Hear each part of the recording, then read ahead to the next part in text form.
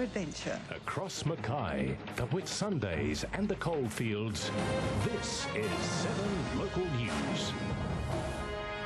The Electrical Trades Union is planning crisis talks tomorrow amid fears more Ergon Energy staff will soon lose their jobs. 14 positions in central Queensland were axed from the service last year.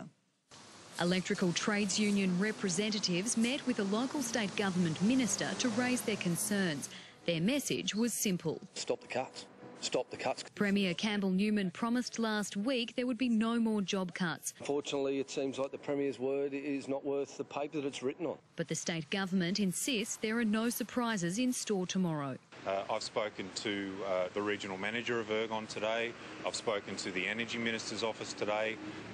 Neither of those points of contact have any idea what the union is talking about. In far north Queensland, 50 jobs have already been lost, with a further 45 cuts expected.